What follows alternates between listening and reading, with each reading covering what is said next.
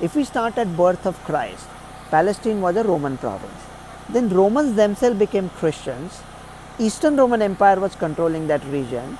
While they were fighting the Sasanian Empire, during the fight of the giants, a nascent new power got a chance to emerge, that was Arabic Islam in the 8th century. Then they controlled that region. Jerusalem is a city holy to all the three religions. So holy wars, crusades were fought over the control of it. These wars were important because that led to the exchange of knowledge, leading to the birth of Renaissance in Europe, which begot the Industrial Revolution. Then the Seljuks, the Mongols, finally the Ottoman Turks were ruling that area. Prior to the First World War in 1914, Turks joined Germans. British Empire was afraid that Turks will call it the Holy War, so they told the Arab that if you fight the Turks with us, we'll give you independence.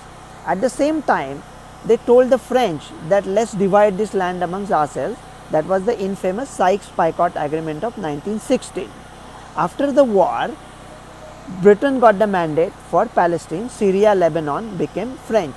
Then came Hitler, Second World War, Holocaust, and Jews were given a state called Israel in Palestine by the November 1947 United Nations decree.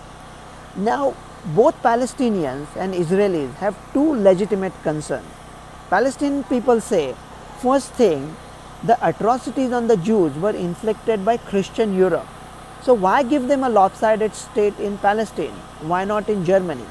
And the second prevailing wisdom at that time was, Jews are people without land and Palestine is a land without people. Not true. Literally thousands of Palestinians were living there. Israelis have two legitimate concerns. First, soon as Israel was born on May 15, 1948, Arab armies invaded it. Had Arabs won that war, would they have gone back to UN and say, where do we create the Jewish state? No.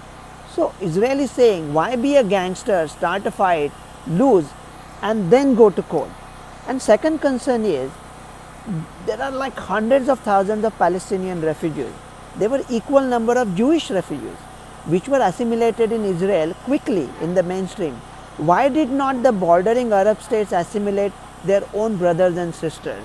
Why are they still refugees 80 years? So what's the solution? Maybe an international trusteeship.